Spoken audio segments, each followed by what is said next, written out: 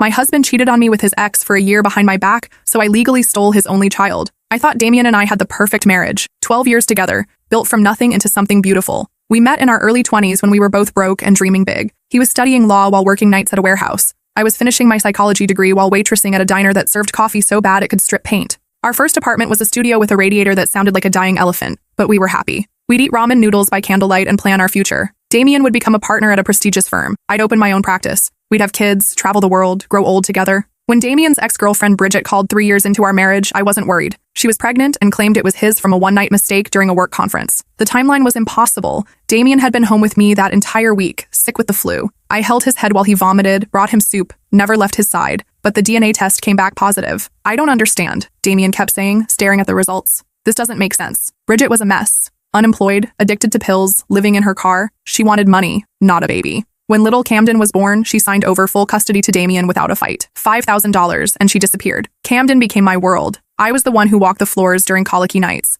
I taught him to walk, to talk, to tie his shoes. When he had nightmares, he called for me. When he scraped his knee, I was the one who kissed it better. Damien worked long hours building his career, so I handled everything. Doctor appointments, school meetings, birthday parties. By the time Camden turned 7, Damien had made partner. We bought a house in the suburbs with a white picket fence and a swing set in the backyard. From the outside, we looked like the American dream. Then I found Bridget's phone hidden in Damien's briefcase. The messages went back 18 months. Photos I won't describe. Plans to meet at hotels during his business trips. And the most devastating text of all. Can't wait until she figures it out and we can finally be a real family with our son. Our son. I sat in my car outside Camden's school, hands shaking as I scrolled through months of lies. Every business trip. Every late night at the office. Every time he came home smelling like unfamiliar perfume and claiming it was from a colleague's hug. But the worst part wasn't the cheating. It was realizing that Camden, my Camden, wasn't some random mistake. Damien and Bridget had been together the entire time. The pregnancy wasn't an accident. The DNA test wasn't a surprise to them. I'd been raising the child of my husband's secret relationship. That night, I pretended everything was normal, made dinner, helped Camden with homework, kissed them both goodnight.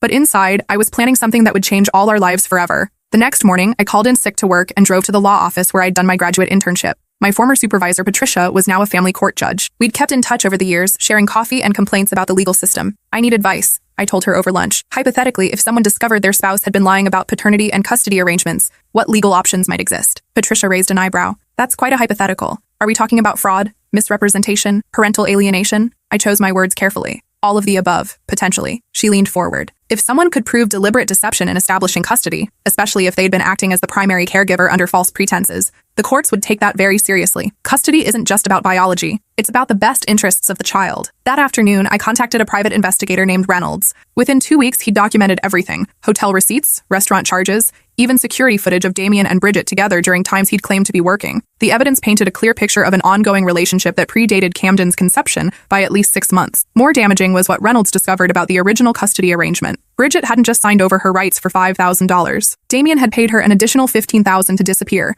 and never contest custody. The courts had never been informed about this financial arrangement, which constituted fraud. But the smoking gun came from Bridget herself. Reynolds found her working at a casino 3 states away, still struggling with addiction, but desperate for money. When he offered her $2,000 for an honest statement about Camden's paternity, she broke down completely. I never wanted to give him up, she sobbed into the camera. Damien said it was temporary, that once his wife found out about us, we'd get Camden back and be a real family. He promised we'd be together. He said she was just the babysitter until we could make it official. The recording was 18 minutes of devastating admissions. How they'd planned the pregnancy. How Damien had coached her through the fake surprise call. How the DNA test had been legitimate, but the timeline had been a lie. Damien had never been sick that week. He'd been with Bridget at a hotel, planning their future while I slept alone in our bed. He said she was stupid enough to raise our kid for free while we figured things out. Bridget continued. Said she'd never question anything because she was so desperate to be a mother. He used to laugh about how she'd rush to change diapers and do night feedings while he got his sleep. Called her the perfect unpaid nanny. The cruelty in those words hit me like physical blows. Every sleepless night, I'd walk the floors with a colicky baby. Every fever, I'd monitored alone while Damien claimed he needed his rest for important meetings.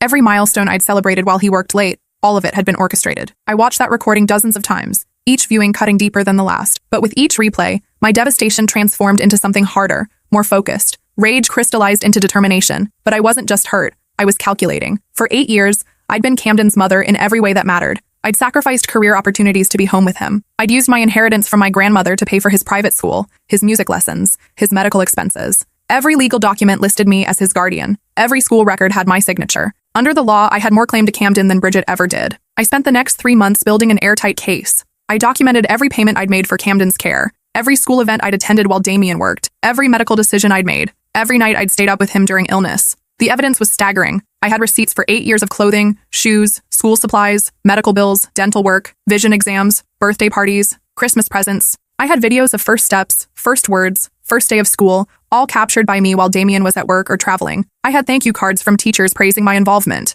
doctor's notes from appointments I'd scheduled and attended alone, even recordings of Camden's bedtime routine where he'd tell me about his dreams and fears. The medical records alone painted a devastating picture. Every vaccination, every wellness check, every emergency room visit, my signature, my insurance, my presence. When Camden broke his arm at age 5, I was the one who held him during the x-rays while Damien claimed he couldn't leave an important client meeting. When Camden had his tonsils removed at 6, I slept in the hospital chair for 3 nights while Damien attended a legal conference in Vegas, a conference that I later discovered was a romantic getaway with Bridget. I also discovered something Damien didn't know I knew. He'd been moving money into offshore accounts, preparing to leave me for Bridget. Our joint savings had been systematically drained. The house was mortgaged to fund his new life. He'd taken out credit cards in my name, maxing them out for cash advances that disappeared into accounts I couldn't trace. The financial devastation was breathtaking. In 18 months, he'd stolen over $200,000 from our marriage. Money I'd earned, money we'd saved together, money from my grandmother's estate that I'd foolishly put into our joint accounts. He'd used my own inheritance to fund his secret life with his mistress. But the most chilling discovery came when I hired a forensic accountant to trace the missing funds. The money hadn't just been spent on hotels and restaurants. Damien had been paying Bridget's rent for 3 years. He'd bought her a car, paid for her rehab stints, even covered her legal fees when she was arrested for possession. He'd essentially been supporting 2 households while telling me we needed to budget carefully. The forensic accountant uncovered even more disturbing details. Damien had opened credit cards using Camden's social security number,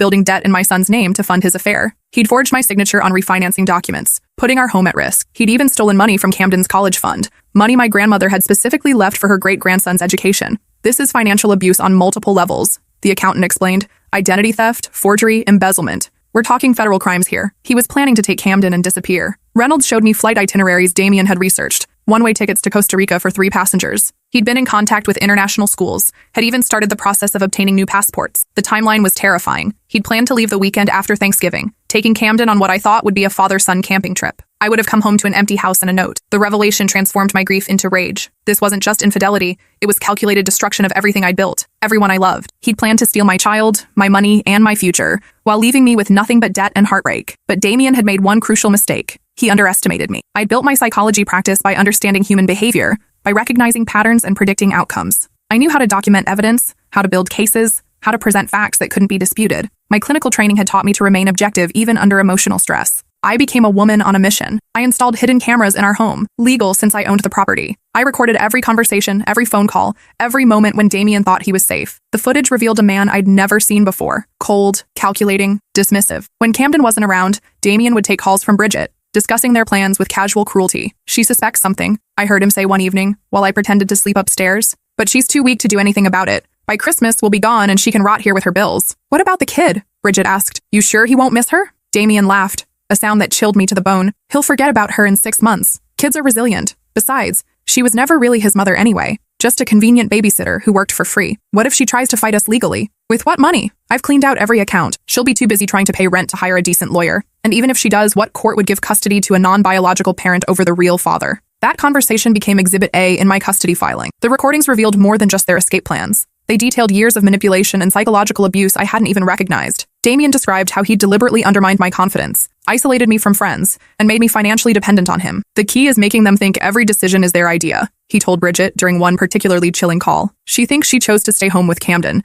but I've been steering her away from career opportunities for years. She thinks she's being a good mother, but really she's just cheap labor. During those 3 months of preparation, I maintained perfect normalcy. I cooked Damien's favorite meals, attended his work functions, smiled at his colleagues who had no idea they were dining with a sociopath. I helped Camden with homework, attended his soccer games, and tucked him in each night while my heart shattered and rebuilt itself stronger. But the strain was enormous. I lost 15 pounds, developed insomnia, and started having panic attacks in private moments. My doctor prescribed anxiety medication, which I hid from Damien. My sister noticed the change during our weekly phone calls. You sound different, she said one Thursday evening. Tired, stressed. I wanted to tell her everything, but I couldn't risk word getting back to Damien through family networks. Just work stuff, I lied. A difficult case. Promise me you'll take care of yourself. Camden needs you healthy. Those words proved prophetic in ways she couldn't have imagined. But I was also meeting with lawyers, accumulating evidence, and preparing for war. My attorney, Rebecca Martinez, was a specialist in high-conflict custody cases. When I first walked into her office with 3 boxes of documentation, she was skeptical. Most people think they have more evidence than they actually do, she warned. Emotion clouds judgment.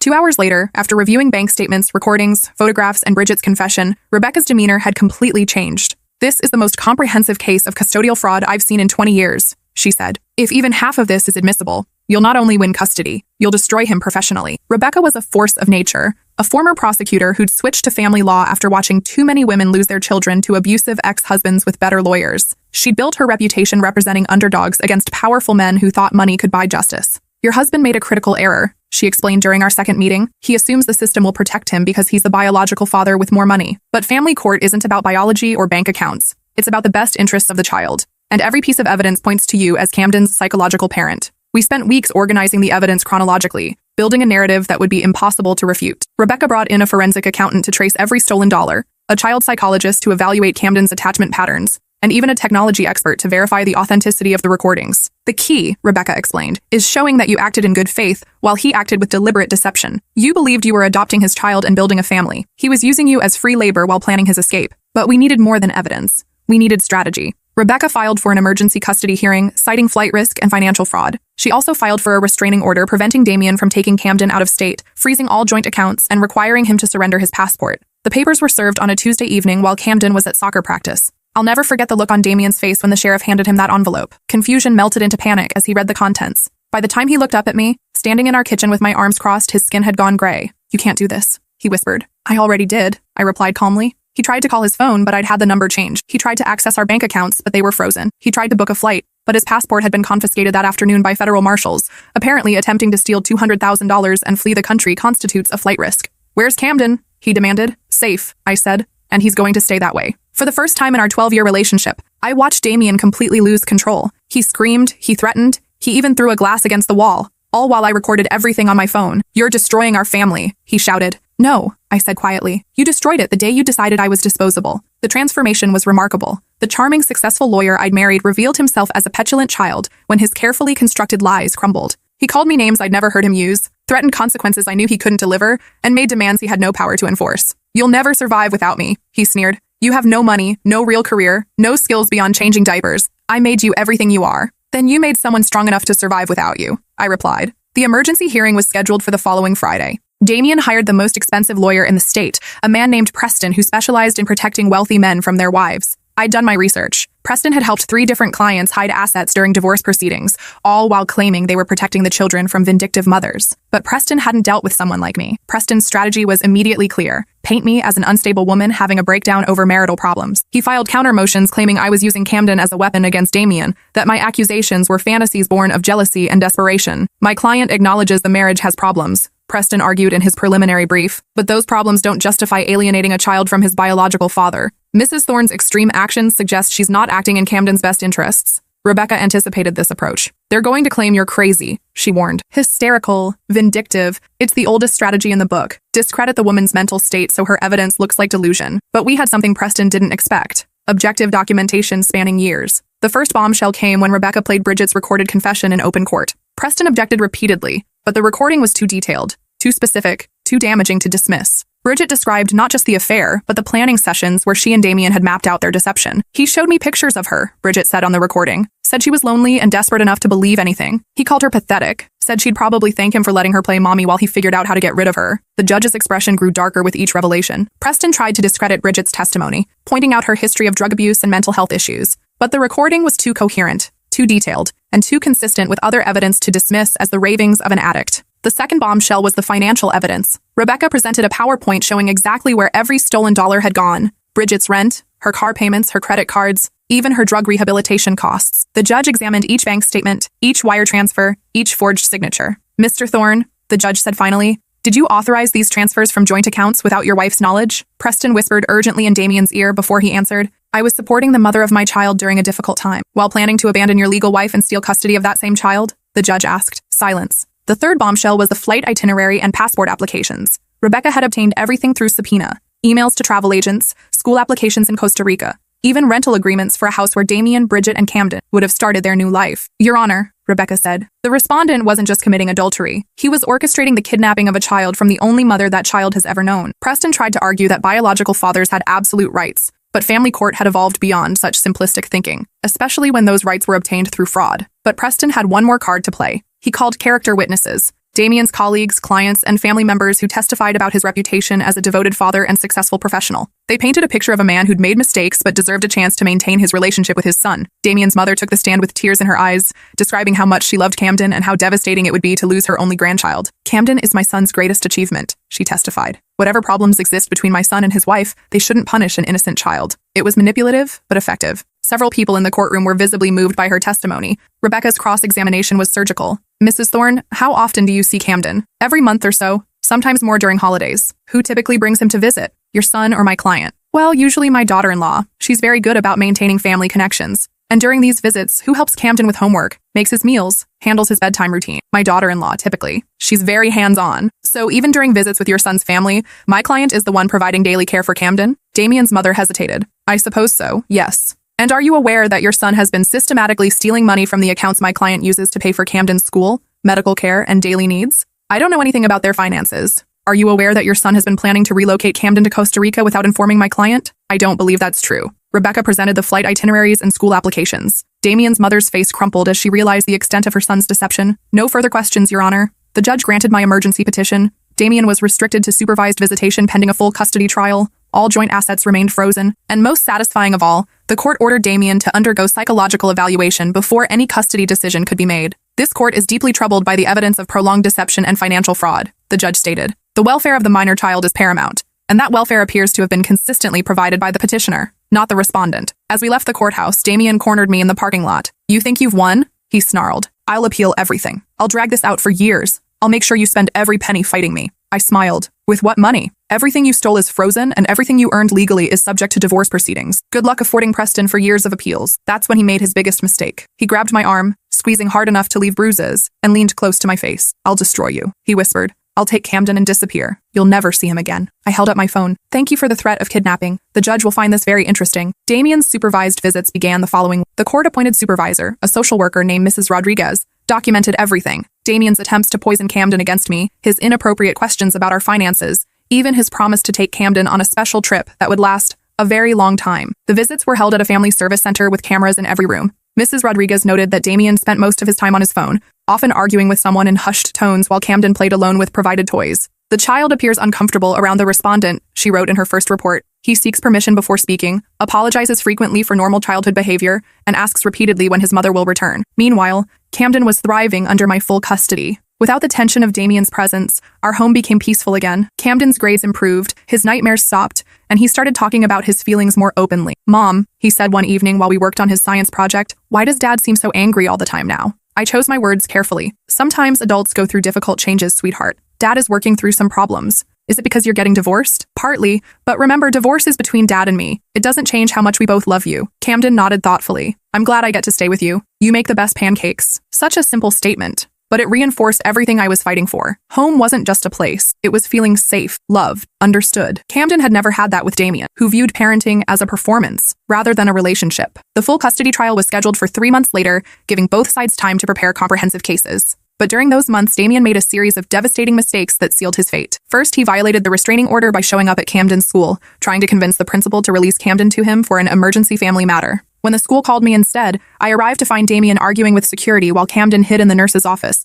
terrified and crying. "I just wanted to take him for ice cream," Damien claimed when police arrived. The security footage told a different story. Damien had told the principal that I'd been hospitalized and he needed to collect Camden immediately. When asked for documentation, he'd become aggressive and demanded they comply with his parental rights. He kept saying, "I'm his father," over and over, the principal later testified, but he couldn't provide any verification of his story, and his demeanor became increasingly hostile when we followed standard protocol. Second, he contacted Bridget and convinced her to recant her recorded confession. But Bridget made a crucial error. She claimed she'd been coerced into lying, then immediately contradicted herself by providing details that could only have come from personal experience. When Rebecca cross-examined her during deposition, Bridget broke down and admitted Damien had offered her $50,000 to change her story. "He said if I helped him get Camden back, we could finally be a real family," she sobbed. "But I know that's not true anymore. He's not the same person. He's become someone scary." Third, and most damaging, Damien hired his own private investigator to follow me, looking for evidence of unfit parenting. What the investigator documented instead was a devoted mother living a quiet, stable life, focused entirely on her child's well-being. The photos showed me at parent-teacher conferences, soccer games, library story time, doctor appointments,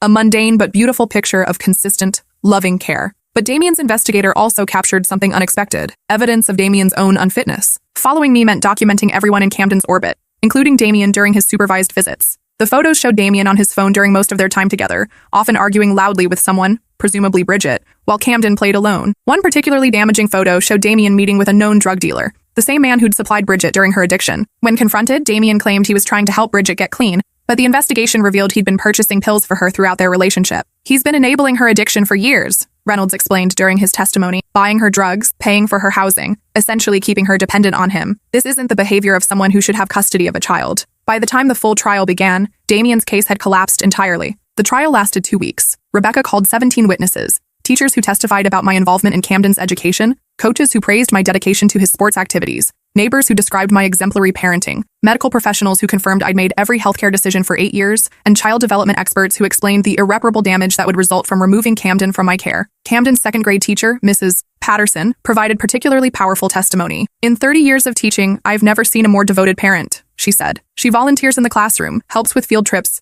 and always responds immediately to any concerns about Camden's welfare. When Camden had trouble with multiplication, she worked with him every night until he mastered it. When he was struggling socially, she arranged play dates and taught him friendship skills. She's not just his mother, she's his advocate, his protector, his biggest supporter. Dr. Williams, Camden's pediatrician for 8 years, testified about my consistent involvement in every aspect of his medical care. I've seen thousands of families in my practice, he said. Mrs. Thorne is the most informed, engaged parent I've ever worked with. She maintains detailed health records, asks thoughtful questions, and follows medical advice precisely. When Camden had recurring ear infections, she researched treatment options and advocated for the specialized care that ultimately solved the problem. Mr. Thorne, in contrast, has attended perhaps 3 appointments in 8 years. The most powerful testimony came from Camden himself. At 8 years old, he was considered mature enough to express his preferences to the judge in private chambers. I wasn't allowed to hear what he said, but when he emerged, he ran straight to me and hugged my legs. I told him I want to stay with you, he whispered. I said, you're my real mom. Later, through Rebecca, I learned some of what Camden had shared with the judge. He described our daily routines, his favorite memories with me, and his confusion about why his father seemed angry all the time now. Most heartbreaking was his admission that he'd been having nightmares about being taken away from me. He told the judge that he loves his father but feels safe with his mother, Rebecca explained. He said home is wherever I am. Preston's defense strategy was simple. Biology trumps everything. He argued that Damien's mistakes were those of a man driven to desperation by an overbearing wife who'd stolen his son's affections. He painted me as a manipulative woman who'd exploited Damien's guilt to insert myself into a relationship that wasn't mine to claim. Ladies and gentlemen, Preston said during his opening statement, this case is about a woman who couldn't have children of her own, so she decided to steal someone else's child. She spent 8 years deliberately alienating Camden from his biological father, turning him against the man who gave him life. It was a compelling narrative, designed to tap into primal fears about false accusations and overreaching women. Preston called expert witnesses who testified about parental alienation syndrome, suggesting I'd systematically brainwashed Camden against Damien. But Preston made a fatal error during closing arguments. He claimed that women couldn't be trusted with custody decisions because they were too emotional to act in children's best interests. The judge, a woman who'd built her career fighting exactly that kind of prejudice, visibly bristled. Are you suggesting, counselor, that emotional connection to a child is a disqualifying factor in custody determinations? She asked coldly. Preston tried to backtrack, but the damage was done. His outdated sexist assumptions had undermined his entire case. Rebecca's closing was masterful. She presented a timeline showing that for 8 years, I'd been Camden's consistent caregiver while Damien pursued his own interests. She demonstrated that Camden's stability, happiness, and development had all flourished under my care. And she reminded the court that family wasn't just about DNA. It was about devotion, sacrifice, and unconditional love. Your Honor, Rebecca concluded, biology doesn't make someone a parent. Daily acts of love make someone a parent. Staying up all night with a sick child makes someone a parent. Sacrificing career opportunities to attend school plays makes someone a parent. Fighting for a child's best interests, even when it's difficult, makes someone a parent. And by every measure that matters, my client is Camden's true mother. The judge deliberated for 2 hours. When he returned, his expression was resolute. This case represents one of the most egregious examples of parental deception I've encountered in 30 years on the bench, he began. The respondent's systematic fraud, financial crimes, and demonstrated unfitness create a clear and convincing case for transferring full custody to the petitioner. Damien shot to his feet. You can't do this. He's my biological son, Mr. Thorne. You will sit down and remain silent, the judge commanded. Biology alone does not determine custody when it's been obtained through fraud, maintained through deception, and exercised without regard for the child's welfare. He continued, the petitioner has demonstrated 8 years of exemplary parenting. She has provided stability, consistency, and unconditional love. She has made significant financial sacrifices for this child's welfare. She has been present for every milestone, every crisis, every ordinary moment that comprises a childhood. The respondent, in contrast, has demonstrated chronic dishonesty, financial irresponsibility, and a fundamental disregard for his child's emotional needs. I was awarded full legal and physical custody of Camden. Damien received supervised visitation rights 1 weekend per month, pending completion of parenting classes, psychological counseling, and anger management therapy. Furthermore, the judge continued. The court finds that Mr. Thorne's financial crimes constitute a form of child abuse, as they directly threatened the stability and security of the minor child. The court orders full restitution of all stolen funds plus punitive damages. As we left the courthouse, Damien grabbed my arm one final time. "This isn't over," he hissed. "I'll appeal. I'll fight this forever." I looked at him, really looked at him, for the first time in months. This man I'd loved for 12 years, who I'd built a life with, who I'd trusted completely. He was a stranger. "No, you won't," I said quietly, "because I have evidence of tax evasion, money laundering, and interstate fraud. If you appeal this decision, I'll make sure every federal agency knows about your crimes. You'll spend the next decade in prison instead of fighting for custody." His face went ashen. "You wouldn't. Try me." He never appealed. The aftermath was both satisfying and surreal. Damien's law firm quietly encouraged him to resign after news of the custody trial spread through legal circles. Representing clients while fighting fraud charges wasn't good for business. He took a position with a small personal injury practice across town,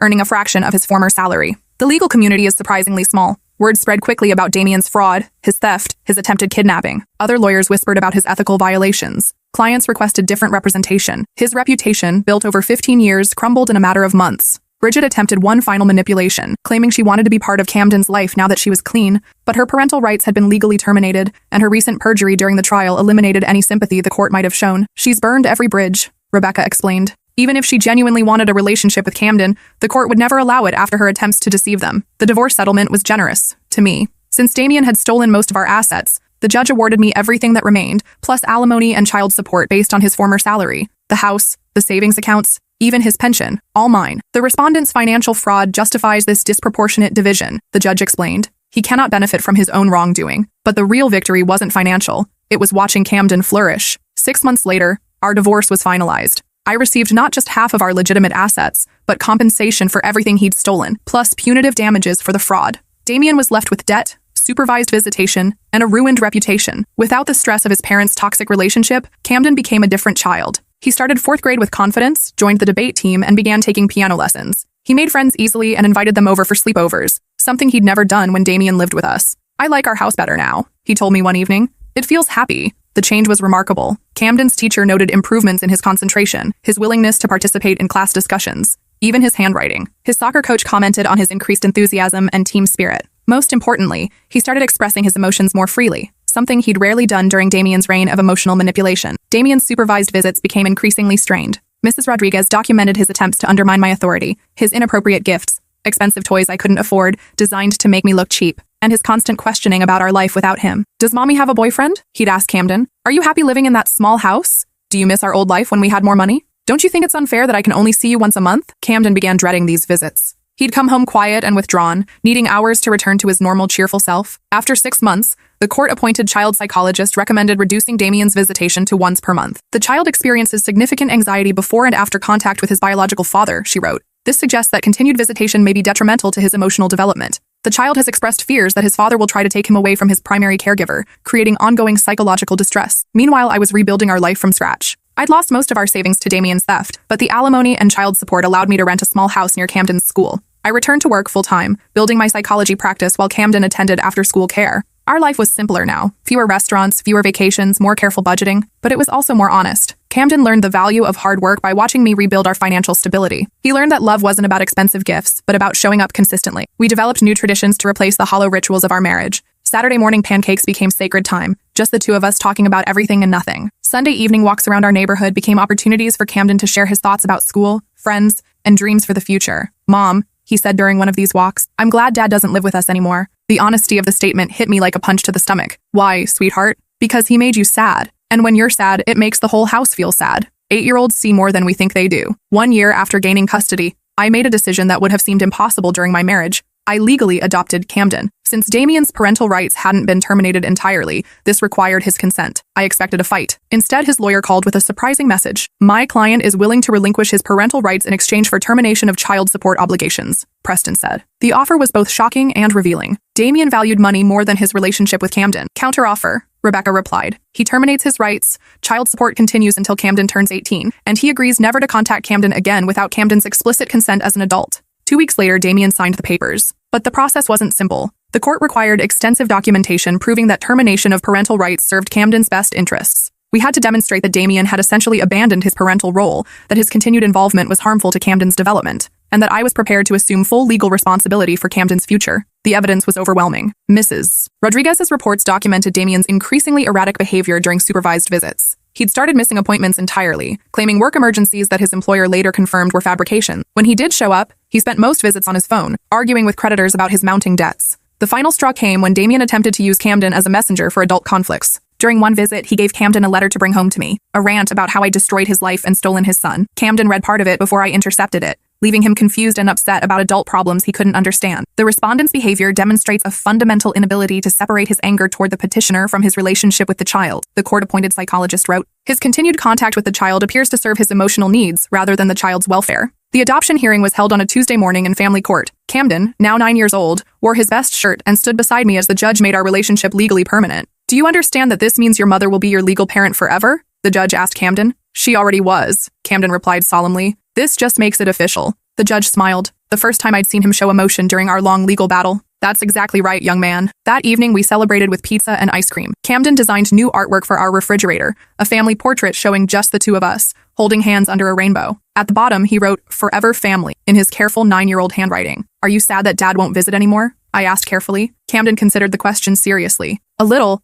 but mostly I'm glad we don't have to pretend anymore." "Pretend what?" "That he really wanted to be here, with me. It always felt like he was thinking about somewhere else." The wisdom of children never ceases to amaze me, but our challenges weren't over. Damien's financial destruction had left me with significant debt. Credit cards he'd maxed out in my name, tax liabilities from his hidden income, even legal fees from the custody battle. Despite winning, rebuilding our life required years of careful budgeting and hard work. I took on additional clients, sometimes working evenings and weekends while Camden did homework at my office. He learned to entertain himself quietly during therapy sessions, completing school projects at the small desk I set up for him in my waiting room. "I like coming to work with you," he told me one evening. "It makes me feel important." Those words reminded me that children don't need perfect circumstances. They need consistency, love, and the security of knowing they matter. 2 years after the adoption, I met someone, a widowed father named Derek, whose daughter Emma attended Camden's school. Our relationship developed slowly, built on friendship and shared values rather than passion and promises. Derek understood that Camden and I were a package deal, and he never tried to replace anyone in our lives. Derek's approach to our relationship was everything Damien's hadn't been: honest, transparent,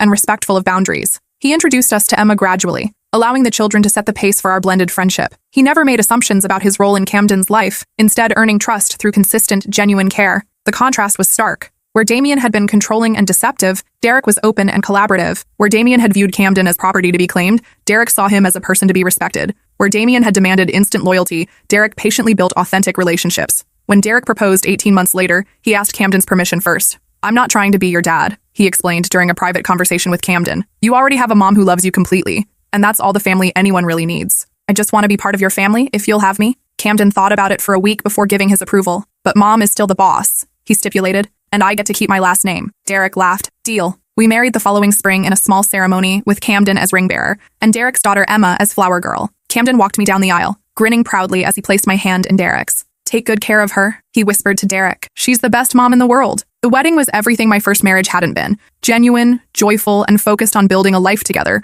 rather than maintaining appearances. Camden and Emma bonded as siblings. Derek and I supported each other as equal partners, and our blended family found its rhythm naturally. But even in happiness, I remained vigilant. Damien's betrayal had taught me to trust carefully, to maintain my independence, and to prioritize Camden's welfare above all else. Derek understood and respected these boundaries, never pushing for changes that might threaten the stability Camden and I had built. Today, Camden is 12 years old and thriving. He's an honor student, plays 3 instruments, and volunteers at the animal shelter on weekends. He has no contact with Damien, though I've saved all the legal documents in case he ever wants to know the full story. Camden calls Derek by his first name, not Dad, which suits everyone perfectly. Derek's role in our family is valued but clearly defined. He's a mentor, a friend, and a source of stability. But he's not trying to replace the father Camden lost or become something he's not. Emma and Camden have become genuine siblings, supporting each other through the challenges of adolescence with a loyalty that comes from choosing family rather than simply inheriting it. They've learned that families can be built in many ways, and that love is more important than biology or legal documents. Sometimes people ask if I worry about Camden learning the full truth, that I'm not his biological mother,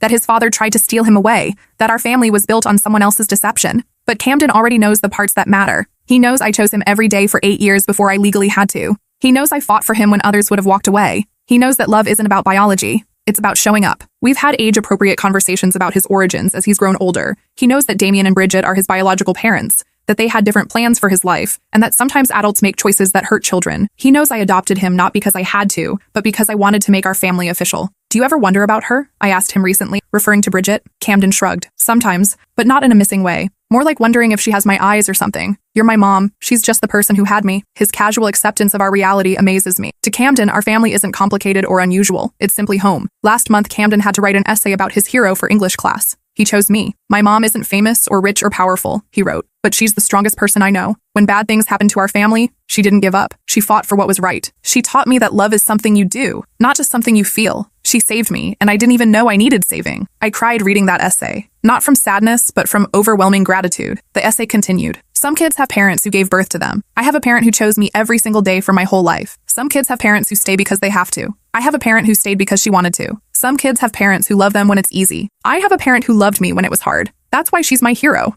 His teacher called that evening to praise his writing, but also to share her emotional response to his essay. In 30 years of teaching, I've never read anything more moving, she said. You've raised an extraordinary young man. Damien thought he was using me to raise his child while he lived his double life. Instead, he gave me the greatest gift imaginable. A son who calls me mom and means it with his whole heart. People sometimes ask if I regret the years of deception, the pain of discovery, the exhausting custody battle. I don't. Because without Damien's betrayal, I never would have fought for Camden the way I did. I would have stayed in a loveless marriage, raising a child who belonged to people who saw him as property, rather than a person. I would have continued enabling Damien's emotional abuse, teaching Camden that love meant accepting disrespect and deception. Instead, I found my strength. I learned that being a mother isn't about biology. It's about fierce, unconditional love. It's about putting someone else's needs above your own, day after day, year after year. It's about showing up when it's difficult, fighting when it's necessary, and choosing love even when it costs everything. And I've been showing up for Camden since the day he was born. I'll keep showing up until the day I die. The irony isn't lost on me. Damien spent 8 years planning to escape with Camden, thinking he was smarter than everyone around him. He manipulated financial systems, legal documents, and human emotions with the precision of a master criminal.